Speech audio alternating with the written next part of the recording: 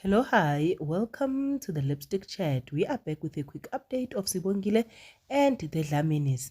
Usibongile did not do the D with Ukwenzo. Ugo has kept her cookie jar closed, nothing happened, and she was worried that Ukwenzo would be upset, but Ukwenzo was like, no, it's fine, it's chilled, forever yena. Then kube indaba kaVelephi is excited ukuthi yena noSipho bazoshada. They're going to go get married at Home Affairs. She's going to make her mom proud. She's going to finally get married before Usibongile. Things are just going to happen for her before Usibongile. And uSipho on the other side is saying, no, I don't want to marry her now because when I proposed for the right reasons, but she's marrying me for the wrong reasons, which did not sit well with Ubabvuma.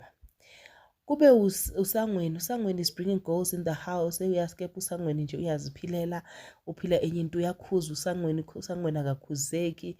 Hayi kusho ukuthi nje kunzima ukushonela umama-ke. Udelela nalo muntu okuphuthayo ongasubaba wakho wamampela babakho egazi. Hayi bazama ukuyikhuluma engakhulumeki, but-ke uSamke noVuma babuyelene. The relationship is back with the bang, and the only thing that awaits is for them to tell the kids. While ngapha ubani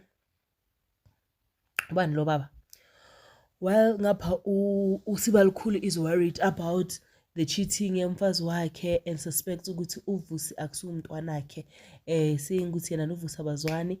And I'm thinking ukuthi maybe Wenzo uye ungasumntwanakhe. Yazi story mas sivele singibore nje masifika lapho, but ke that's what I'm suspecting, or yena lo spoiled bread uwewe, right? Then kube indaba kabani kaThemba. uThemba is not happy with the mom dating. Uguy is just rejecting the whole thing. He is not happy, he's not having it at all.